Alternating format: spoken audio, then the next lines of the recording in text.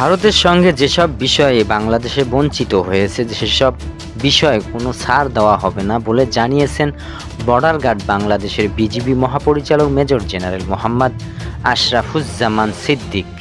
সীমান্ত হত্যা এই বৈঠকের মূল আলোচ্য বিষয় হবে বলেও জানান তিনি। আজ বুধবার সচিবালয়ের স্বরাষ্ট্র মন্ত্রণালয়ের সভাকক্ষে বিজিবি বিএসএফ মহাপরিচালক পর্যায়ে সীমান্ত সম্মেলন সংক্রান্ত এক সংবাদ সম্মেলনে এ কথা বলেন বিজিবি।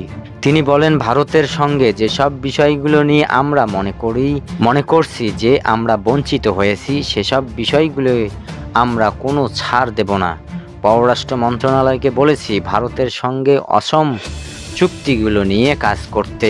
এটি ডিপ্লোম্যাটিক চ্যানেলের সমাধান করা হবে, আমাদের পক্ষ থেকে কোনো ছাড় দেওয়া হবে না। তিনি আরও বলেন, ভারতের সঙ্গে সীমান্ত সম্মেলনে যাওয়ার আগে সাংবাদিকদের নিয়ে আমরা বসব, সেখানে আমরা সুনির্দিষ্ট তথ্য পাবেন। বর্ডার কিলিং এই সম্মেলনে সবচেয়ে গুরুত্বপূর্ণ এজেন্ডা। মোট কথা, কোনো বিষয়ে তাদের কোনো ছাড় দেওয়া হবে না। বৈঠকে প্রধান উপদেষ্টা বিষয় সহকারী স্বরাষ্ট্র মন্ত্রণালয়ের দায়িত্বে খোদাবক্স চৌধুরী ও বৈঠকে উপস্থিত ছিলেন। আগামী মাসে ভারতের রাজধানী নয়াদিল্লিতে বর্ডার গার্ড বাংলাদেশের বিজিবি এবং ভারতীয় সীমান্ত রক্ষী বাহিনীর বিএসএফ মহাপরিচালক পর্যায়ে সীমান্ত সম্মেলন হবে।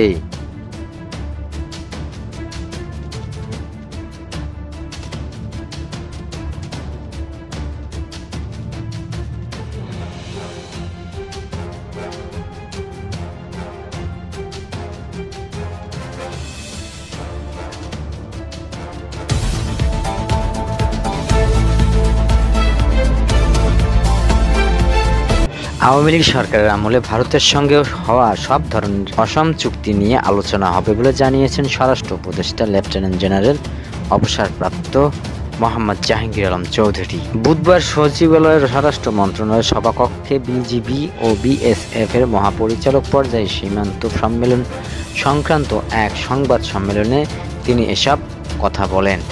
স্বরাষ্ট্র উপদেষ্টা বলেন, সীমান্তবর্তী এলাকায় ভারতীয়রা অনেক সময় মাদক তৈরি করে, সেখানে তারা ফেনসিডিল তৈরি করে আমাদের দেশে ঢুকিয়ে দেয়। তারা ফেনসিডিলগুলো ওষুধ হিসেবে বানাচ্ছে বললেও আসলে এটা মাদক হিসেবেই বানানো হয়। তিনি আরও বলেন, বিএসএফ বা ভারতীয় নাগরিক কর্তৃক বাংলাদেশি নাগরিকদের ধরে নিয়ে যাওয়া বা আটক করা বন্ধ করতে আলোচনা করা হবে।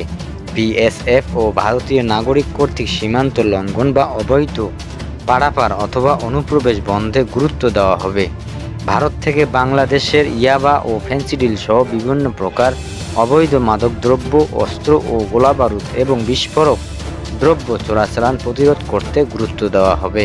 এছাড়াও আগারতলা থেকে আখাউড়ার দিকে বর্জ্য পানি প্রবাহিত হয় এরকম 4টি খালের পানি শোধনাগার স্থাপন করার বিশেষ বিষয়ে আলোচনা হবে। উপদেষ্টা আরও বলেন, বাংলাদেশ ভারত সীমান্তবর্তী নদীগুলো পানির সুষম বন্টন, নদী থেকে পানি উত্তোলন, পানি চুক্তি বাস্তবায়ন এবং রহিমপুর খালের মুখ পুনরুন্মুক্তকরণ নিয়ে আলোচনা হবে।